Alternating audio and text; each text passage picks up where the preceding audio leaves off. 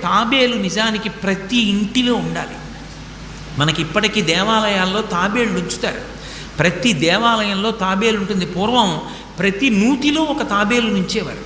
ఎందుకు తాబేటి ఉంచుతారో తెలుసా? తాబేటి యొక్క దర్శనము మంగళ దర్శనం.